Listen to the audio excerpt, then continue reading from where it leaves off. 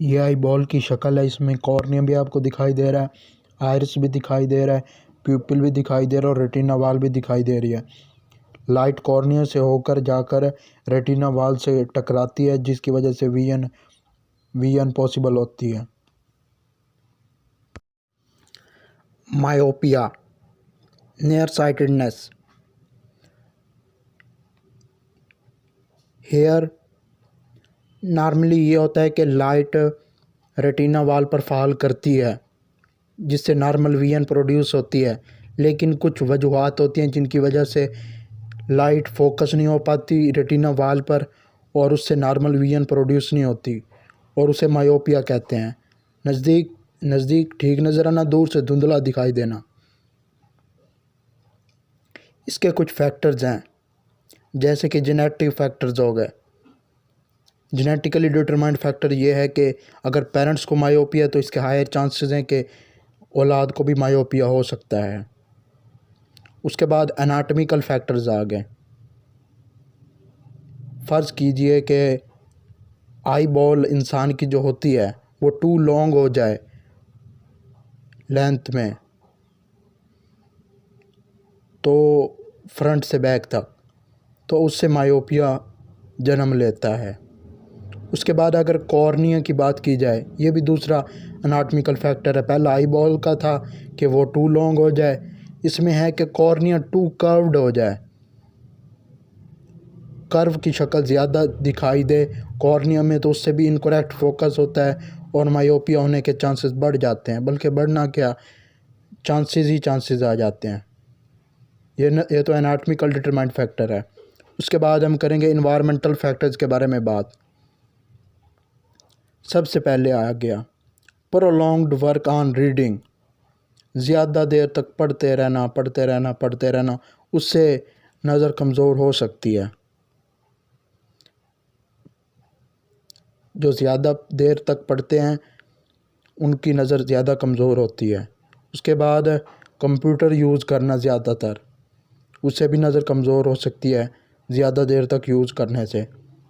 अक्सर यही होता है, कुछ एक्सेप्शनल केसेस भी होते हैं जिनमें नहीं होती।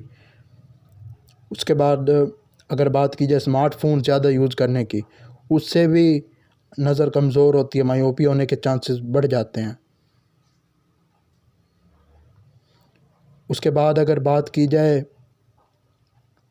ये तो प्रोलॉन्ग्ड वर्क ऑन रीडिंग हो गया, यूजिंग कंप्यूटर हो गया, स्मार्टफोन हो गया।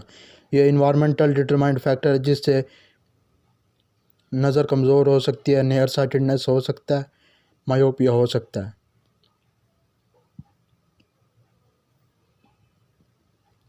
दूसरे आ गए lifestyle factors. Not spending enough time in outdoor activities.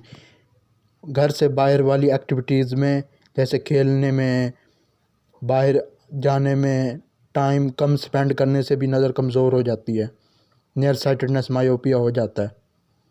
इसलिए आउटडोर एक्टिविटीज़ पहले दौर में होती थी, ज़्यादा होती थी, अब भी होती हैं, लेकिन जो करते हैं उनको कम मायोपिया के चांस होते हैं। जो इंडोर ज़्यादा एक्टिविटीज़ करते हैं, मोबाइल यूज़ कर लिया, घर में ज़्यादा देर पड़े रह गए, उससे नज़र ज़्यादा कमज़ोर होती है, मायोपिया होने के चांस ज़्यादा हो जाते हैं। इनडायरेक्टली कम होती है, डायरेक्टली कम नहीं होती। उसके बाद आ गई पुअर लाइटिंग। अगर आप पढ़ रहे हैं, कंप्यूटर यूज़ कर रहे हैं, स्मार्टफोन यूज़ कर रहे हैं और लाइटिंग प्रॉपर नहीं है, उससे भी आपकी नज़र कमज़ोर हो सकती है, मायोपिया होने के चांसेस हो सकते हैं। इसलिए इन फैक्टर्स को मद्देनज़र रखना चाहिए और आउटडोर एक्टिविटीज़ को बढ़ाना चाहिए। इससे क्या होगा कि हम रीडिंग भी कम करेंगे, कंप्यूटर यूज़ भी कम करेंगे, स्मार्टफोन भी यूज़ कम करेंगे, और बाहर लाइटिंग भी प्रॉपर होती है। सूरज की रोशनी में काम करने से लाइटिंग भी प्रॉपर होती है, उससे मायोपिया होने के चांसेस बहुत ही कम हो जाते हैं। और जिनको नज़र की ऐनक लगी होती है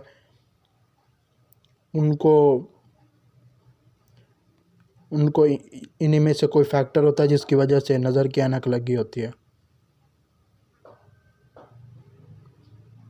hope so this video will be benefitful for you. Thank you.